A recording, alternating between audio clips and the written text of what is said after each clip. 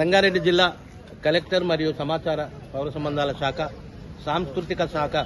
సంయుక్తంగా సంక్షేమ పథకాల ప్రచారంలో భాగంగా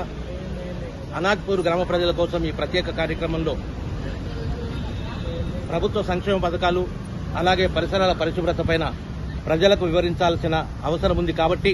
రంగారెడ్డి జిల్లా సాంస్కృతిక సారథి కళా బృందం చేత